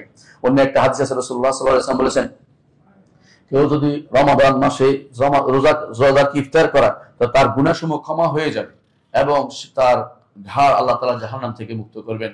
এই হাদিসটিও সনদ সহিহ বলে আলেমরা বলেছেন। এর অর্থ হচ্ছে এই দুটি কাজ আপনার অবশ্যই এই রমাদান মাসের সদাকার অন্তর্ভুক্ত হবে। রমাদান মাসে সদাকা করবেন, সাধারণ দান তো আছেই, এবং বড় দান ফরজ দান তো করবেনই, অর্থাৎ যাকাতও দিবেন। এই কাজগুলো করবেন।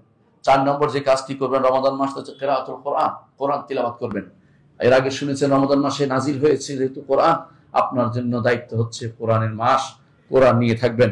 রাসূলুল্লাহ সাল্লাল্লাহু আলাইহি ওয়াসাল্লাম এই মাসে কি করতেন? তিনি এই মাসে জিবরিলের সাথে কোরআন মুদারাসা করতেন। মুদারাসাতে একজন বলতেন, একজন শুনতেন। আপনি সেভাবে নিজে কোরআন নিয়ে থাকবেন। এবং এই মাসে ওসমান রাদিয়াল্লাহু আনহু এই মাসে প্রতিদিন রাতে 1 খতম করতেন। অনেকে বলে নিচে পড়া বেদাত নয়, সফে সালিন যা করছেন তা বেদাত নয়, এটা আপনাকে মনে রাখতেই হবে। এর অর্থ হচ্ছে অনেকে তার কাছে হয়তো মনে হতে পারে আমার কাছে এটা ভালো নয়। অন্য একটা হাদিসে আছে রাসূল সাল্লাল্লাহু আলাইহি ওয়াসাল্লাম যেটা নিষেধ করে হচ্ছে বুঝে নাই বলেছেন, কিন্তু যে বুঝে তার জন্য সেটা নয়। যে ব্যক্তি কোরআন অনবরত পড়ে যাচ্ছে বুঝে নাই, এটা থেকে নিষেধ করেছেন রাসূল। কিন্তু যারা বুঝে, কোরআন অর্থ বুঝে, তাদের জন্য যত বেশি পড়বে তত বেশি লাভ। কারণ তার অর্থ বুঝে পড়তেছে, তার মজা লাগতেছে। এই বেশি যত বেশি পড়তে পারবে সেটা বাধা দেওয়ার কোনো জিনিস নাই। 3 দিন 5 দিন নির্ধারণ না করাই উচিত। কারণ সালফে সালেহিন কেউ 1 দিন 1 রাতিতে কোরআন খতম করতেন, কেউ 3 দিন করতেন, কেউ 7 দিনে করতেন, কেউ 10 দিনে করতেন, এমনকি কেউ সালাতে খতম করতেন। এটাও আমাদের বর্ণনাতে এসেছে। ইমাম শাফি রাহমাতুল্লাহ আলাইহি রমাদানের মধ্যে 60 খতম করতেন। ইমাম আসওয়াদ ইবনে ইয়াজিদ তিনি 2 দিনে 2 রাতিতে একবার কোরআন রমাদানের মধ্যেই তিনি কোরআন খতম করতেন সালাতের মধ্যে। ইমাম জুহরি যখন রমাদান মাস আসতো, আপনারা জানেন যে তিনি হচ্ছেন হাদিসের জাংশন বুঝেন, চতুর্দিক থেকে হাদিস তার কাছে এসে অন্যদিকে যায়। রমাদান মাসে তিনি কোনো হাদিসের দাস দিতেন না। রমাদান মাসে তিনি শুধুমাত্র কোরআন নিয়ে থাকতেন এবং বলতেন যে না, আজকে দিনে আমি কোনো আলেমদের সাথে বসার জন্য সময় নাই আমার, আমি এখন শুধু কোরআন নিয়ে থাকবো। কোরআন নিয়ে তিনি ব্যবসা। ইমাম মালিক রাহমাতুল্লাহ আলাইহি মসজিদে নববীর দাস দিতেন, কিন্তু তিনি সেই রমাদান মাসে আর তিনি দাসের ব্যবস্থা করতেন না। বলতে এই মাস হচ্ছে কোরআনের মাস। সুফিয়ান সাউরি রাহমাতুল্লাহ আলাইহি এবং সুফিয়ান ওয়াইন আমরা কিন্তু সমস্ত ইবাদত ত্যাগ করে রমাদান আসলে একমাত্র কোরআন নিয়ে তারা অবস্থান করতেন। এই জন্য অনেকে আছে রমাদান মাসে কোরআনকে পড়ে, আবার কেউ সাধারণ পড়া পড়ে, কেউ অর্থ সহ পড়ে। তবে নিঃসন্দেহে অর্থ সরা পড়া, বুঝে পড়া বেশি উত্তম, কোনো সন্দেহ নেই। কিন্তু সাধারণ পড়াকে অনুৎসাহী করা, অনুৎসাহ করা যাবে না। সাধারণ পড়াটা গুরুত্বপূর্ণ, সালফে সালেহীন সেটা করতেন এবং সেটা গুরুত্বের সাথে নিতে হবে যে এভাবেও পড়বো, ওইভাবেও পড়বো। কিন্তু কোনোভাবে যেটা না হয় সেটা হচ্ছে অনেকে এসে রমাদান মাসে এসে ফিতনা তৈরি করেন। কি করে এসে কেউ কোরআন পড়তে যার কাছে এসে ইসলামের অমুক তমুক বিধান, অমুকটা প্রতিপালিত হচ্ছে না, অমুকটা হচ্ছে না, এই জাতীয় কথা তুলে ধরে তাকে নষ্ট করতে, এতেকাফ নষ্ট করে, তার সময় নষ্ট করে, এটা করা যায় না। কিছু যদি এরকম এসে আপনার কাছে বলতে থাকে, সঙ্গে সঙ্গে বলবেন যে আপনি কোরআন তেলাওয়াত করেন অথবা বাইরে যান, আমি ব্যস্ত আছি, স্পষ্ট বলে দিবেন। কারণ এখানে আর সময় নষ্ট করার কোনো সময় নেই। আপনার এতেকাফে এসে কেউ কেউ হয়তো অনেক কথা বলতে থাকবে, রমজান মাসে আসে আপনাকে তৈরি করবে কি জন্য, যে আপনারা যে রোজা রাখছেন, রোজা হয় নাই, আপনি একদিন আগে রোজা করেন, একদিন আগে ভাঙেন, এই জাতীয় ফিতনাবাজদেরকে দূর রাখবেন। এগুলো আলোচনা করলে থেকে মসজিদ থেকে বের করে দিবেন যে ফিতনাবাজ, এগুলো সময় নেই, আমাদের সময় হচ্ছে কোরআন তেলাওয়াতের অর্থ সব বুঝবো, কোরআন নিয়ে থাকার। এখানে অন্য কোনো স্টাডি কিছু চলবে না, অন্য কোনো বৈঠক চলবে না। কোরআনে কারিমে এখানে আপনার কোরআনে কারিম নিয়ে শুধুমাত্র আপনার সময় কাটাতে হবে। সর্বসাধারণ অনেকে কোরআন পড়ে কাঁদতেন, রাসূলুল্লাহ সাল্লাল্লাহু আলাইহি ওয়াসাল্লাম নিজে কোরআন শুনে কেঁদেছেন। আপনি কোরআন পড়ে, কোরআন শুনে যদি আপনার কান্না আসে রমাদান মাসে ইমানের পিছনে, কখন আসবে ইমানের পিছনে সে কান্না? যখন অর্থ বুঝেন, আপনি অবশ্যই কাঁদবেন। অনেকে বলে হারামাইন শরীফাই নেই, আলেমরা যে কেন কাঁদে আমার বুঝে আসে না। আপনার বুঝে আসবে কি করে? আপনি তো অর্থ বুঝেন না। আপনি অর্থ বুঝলে আপনি বুঝতে পারবেন যে ইমামরা কেন কাঁদে। আর আপনি তো বুঝেন না বলেই আপনার কাছে মনে হয় এইটাও যে সমান কথা না। এক একটা আয়াতের আল্লাহর কাছে কি কি আল্লাহর বাণীর কি যে বৈশিষ্ট্য এক একটা, এটা শুধুমাত্র আলেমরাই বুঝতে পারে। আল্লাহ তাআলা কোরআনে কারীমের জন্য বলছেন যে এই আমসালগুলো, তিলকাল আমসাল নাদরিবু লিন-নাস ওয়া মা ইয়াকিলুহা ইল্লাল আলিমুন। আলেমরা ছাড়া আল্লাহর কোরআনের মাসাল সমূহ বুঝার কারো ক্ষমতা নেই। এজন্য ইবনে তাইমিয়া রাহমাতুল্লাহ আলাইহি যখন তিনি কোনো মাসাল বুঝতেন না, কোন কোরআনের কোনো মাসাল বুঝতেন না, উদাহরণ বুঝতেন না, তখন তিনি বারবার কান্নাকাটি শুরু করে দিতেন যে আমি এখন আলেম হতে পারি নাই। আলেম না হওয়ার কারণে আমি কোরআনের উদাহরণ সহ বুঝতে পারছি না, কোরআন কি বলছে বুঝতে পারছি না। আল্লাহ তাআলা তিনি বলতেন যে এরপর আল্লাহ তাআলা আমাকে মুক্ত করে দিতেন, নতুন করে আল্লাহ তাআলা আমাকে দান করতেন। আল্লাহর কাছে কান্নাকাটি করলে আল্লাহ তাআলা তার কোরআন বুঝার জন্য তৌফিক মানুষকে দান করেন। পঞ্চম যে কাজটি করবেন, ইতিকাফ করবেন। রাসূলুল্লাহ সাল্লাল্লাহু আলাইহি ওয়াসাল্লাম তিনি ইতিকাফ করতেন। যে বছর দুনিয়া থেকে চলে গেছেন সেই বছর তিনি 20 দিন ইতিকাফ করেছেন। ইমাম বুখারী রাহমাতুল্লাহ জানিয়েছেন 20 দিন করেছেন। এক বছর তিনি ইতিকাফ করেন না, সেটা কাজা করেছেন। কেউ বলেছেন, কেউ বলছেন না, তিনি যেহেতু ডবল চলে যাচ্ছেন এই জন্য তিনি আল্লাহ শুকরিয়া তান বেশি করেছেন। যাই হোক, এই জন্য ইতিকাফ খুবই গুরুত্বপূর্ণ। ইতিকাফে কি কি করবেন? তেলাওয়াত করবেন, সালাত আদায় করবেন, জিকির করবেন, দোয়া করবেন। ইতিকাফে গল্প গুজব করবেন না, মোবাইলটা আনবেন না, মোবাইল দূরে রাখবেন। এমন কেউ যদি আপনাকে খোঁজ দেয়, খুঁজে আসবে, দরকার হলে এই মোবাইল নামক সংস্কৃতি আপনার ইতিকাফে ঢুকাবে। আর কেউ যদি গল্প করতে আসে, গল্প করবেন না, কোনো গল্প করবেন না। মাসআলা যদি কোনো দিতে পারেন সেটা বৈধ, কোনো সমস্যা নেই, কিন্তু এটা আলেমের কাছে যেন হয়। জাহেলের কাছে মাসআলা নিতে বসবেন না, বা জাহেল তথাগত চিন্তাবিদদের কাছে এক মুহূর্তের জন্য বসবেন না, আপনাকে বিভ্রান্ত করে দিবে। বিশেষ করে রমজানের শেষ দিনগুলোতে আপনি ইতিকাফ করবেন কেন? যাতে লাইলাতুল কদর পেতে পারেন। রমজানের শেষ দশকে ইতিকাফ করবেন লাইলাতুল কদর পাওয়ার জন্য। আর লাইলাতুল কদর একবার পেলে আপনার জীবন ধন্য হয়ে যেতে পারে। এজন্য কোরআনে কারীম আল্লাহ তাআলা যেটা বলেছেন, লাইলাতুল কদর খায়রুন মিন আলফি শাহর তানাজ্জালুল মালায়েকাতু ওয়ার রূহু ফিহা বিইذن রাব্বিহিম মিন কুল্লি আমর সালামুন হিয়া হাত্তা মাতলাইল ফাজর। এই ইতিকাফের মাধ্যমে একান্ত হয়ে আল্লাহর সাথে একান্ত হচ্ছেন, যেখানে আপনি উপলব্ধি করবেন যে আমি আর নফসকে আল্লাহর জন্য নির্ধারণ করেছি, কারোর সাথে কোনো গল্প গুজব সময় দেওয়া আমার শুধু কাজ নেই। আল্লাহ তাআলা নির্দেশ দিয়েছেন, ইব্রাহিম আলাইহিস সালাতু ওয়াস সালামকে ইতিকাফের নির্দেশ দিয়েছেন, তাহির বাইতি লিত-তাওয়াফিন ওয়াল আকিফিন ওয়ার রুকআই সুজুদ। এই নির্দেশে রাসূলুল্লাহ সাল্লাল্লাহু আলাইহি ওয়াসাল্লাম আমল করেছেন, সাহাবায়ে কেরাম স্ত্রীরাও এই নির্দেশ অনুসারে আমল করেছেন। এই জন্য মসজিদে ইতিকাফ করতে হবে নারীদের, কিন্তু সুযোগ থাকে, নাহলে তারা ঘরে ইতিকাফের কোনো নিয়ম নেই। ঘরে ইতিকাফের নিয়ম যারা চালু করেছেন তারা সুন্নাহর বিরোধী কাজ করেছেন। রাসূলুল্লাহ সাল্লাল্লাহু আলাইহি ওয়াসাল্লামের স্ত্রীরা মসজিদে ইতিকাফ করতেন, ঘরে ইতিকাফ করতেন না। সুতরাং যে জিনিস রাসূল অনুমোদন করেন না সেটা সুন্নাহ হতে পারে না। সেটা কোনো ব্যক্তি করলে অথবা কোনো বড় লোকে বললেও সেটা গ্রহণ করা হবে না, যতক্ষণ পর্যন্ত রাসূলের সুন্নাহ মোতাবেক না হবে। রমজান মাসের সপ্তম ষষ্ঠ যে আমলটি করবেন, রমজান মাসে একটি উমরা করার চিন্তা করবেন। কারণ আপনারা জানেন যে একটি উমরা রমজান মাসে রাসূলের সাথে হজ করার মতো সওয়াব রাসূলুল্লাহ হাদিসে এসেছে। সুতরাং এই সুযোগ যদি থাকে কারো, সেটা করার চেষ্টা করবেন। কষ্ট তো হবেই, অনেকে কষ্টের ভয়ে যায় না, কষ্ট তো হবেই, কারণ এই কষ্টের পরে তো আল্লাহ তাআলার পক্ষ থেকে নিয়ামত আপনার জন্য নির্ধারিত হবে। সপ্তম যে কাজটি করবেন, লাইলাতুল কদর খুঁজবেন। আল্লাহ তাআলা বলেছেন, ইন্না আনজালনাহু ফি লাইলাতুল কদর, বিস্তারিত সেটা আপনারা জানেন। অষ্টম যে কাজটি করবেন, বেশি বেশি করে জিকির করবেন, দোয়া করবেন, ইস্তিগফার করবেন। কেন করবেন? কারণ আল্লাহ তাআলা কোরআনে কারীমে যেখানে সাওমের কথা বলেছে, সাওমের ফরজের কথা বলছে, এরপর আয়াতে বলছেন ওয়াইজা সাআলাকা ইবাদি আন্নী ফাইন্নী করিব উজিবু দাওয়াতাদ দাঈ ইযা দাআন। এর অর্থ হচ্ছে সাওমের সাথে দোয়া, ওতপ্রোতভাবে জড়িত। সওমের পর পরেই আপনার দোয়া করতে হবে, আল্লাহ তাআলা সেটা আমাদেরকে জানিয়েছেন। নবম, যদি কেউ কিছু করতে পারে সেটা হচ্ছে যদি মসজিদের সালাতের পরে, ফজরের সালাতের পরে সূর্য ওঠা পর্যন্ত বসতে পারেন, তাহলে পূর্ণ উমরার সওয়াব আপনি পাচ্ছেন, হজ এবং উমরার সওয়াব পাচ্ছেন। এটা যদি করতে পারেন ভালো। আমি জানি যে অনেকে এটা সম্ভব হয় না, কিন্তু যার আল্লাহ তাআলা ক্ষমতা দিবে সে যেন করতে পারে, চেষ্টা করবেন।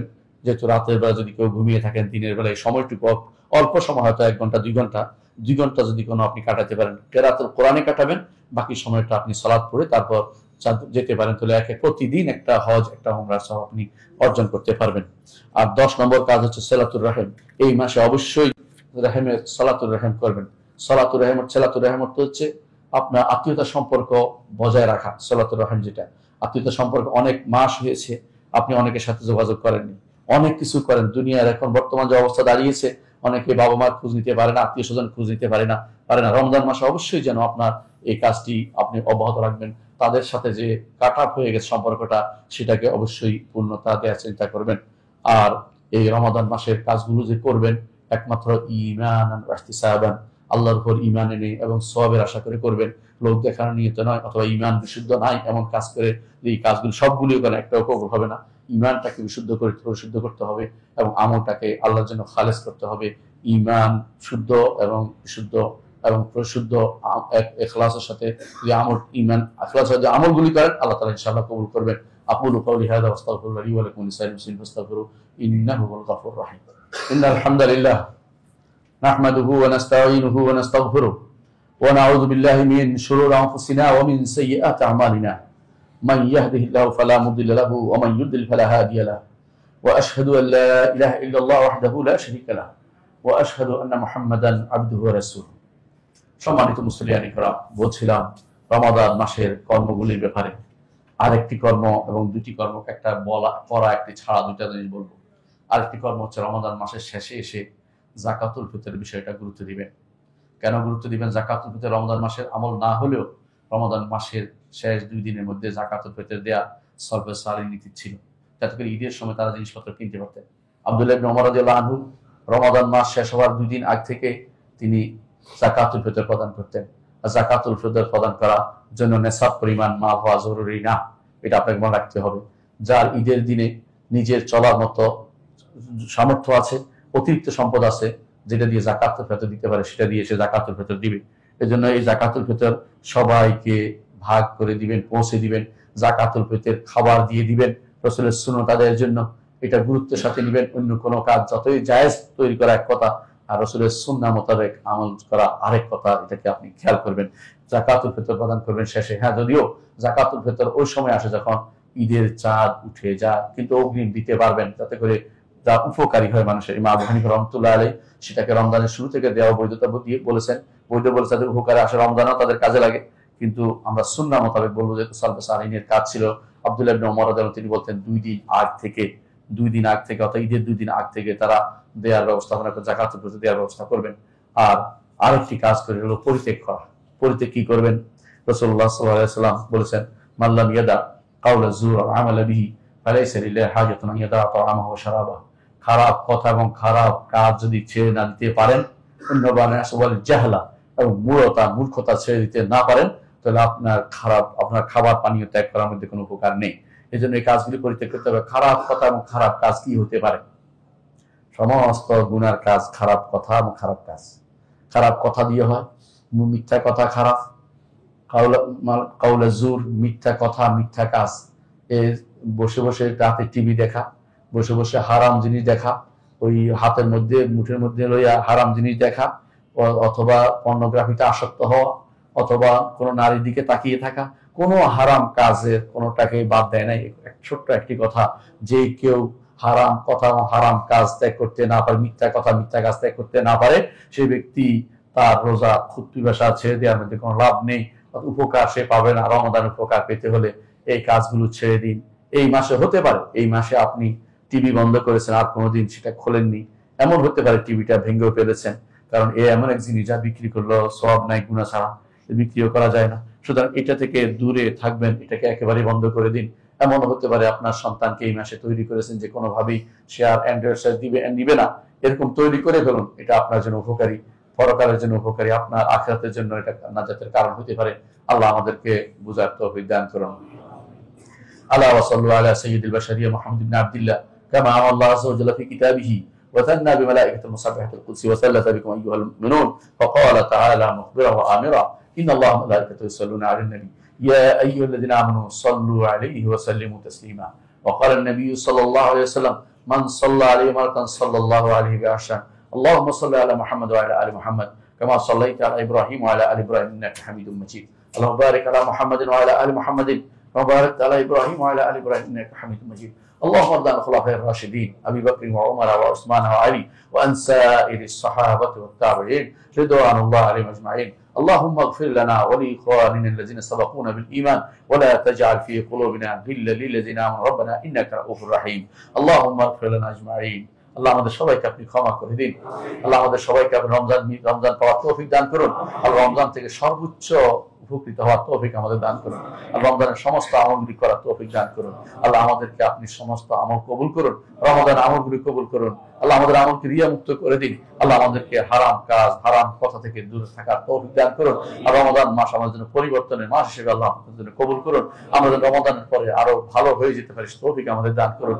আল্লাহ আমাদেরকে আপনি কবুল করুন, আমলগুলি কবুল করুন। আল্লাহ আমাদের মধ্যে যারা অসুস্থ আছে তাদের সুস্থতা দান করুন। বিশেষ করে এক বোন আমাদের ছাত্রী আছে, তার সেখানে পড়েন, তিনি দোয়া চেয়েছেন আল্লাহ এখানে আমাদের কাছে মসজিদে মুসল্লিও, তাকে আপনি তার আত্মীয় স্বজনকে অসুস্থ আছে তাকে আপনি সুস্থতা দান করুন। আল্লাহ আমাদেরকে আপনি সুস্থতা দান করুন, আমাদেরকে সঠিক পথে পরিচালিত করুন। আমাদের মধ্যে যারা বিপদগ্রস্ত এগুলো থেকে উদ্ধার করে দিন। আমাদের যারা কবরে শুয়ে গেছে আত্মীয় স্বজন তাদেরকে আপনি ক্ষমা করে দিন। আল্লাহ আমাদের আব্বাজান যারা বা আত্মীয় স্বজন যারা শুয়ে গেছে তাদেরকে আপনি ক্ষমা করে দিন।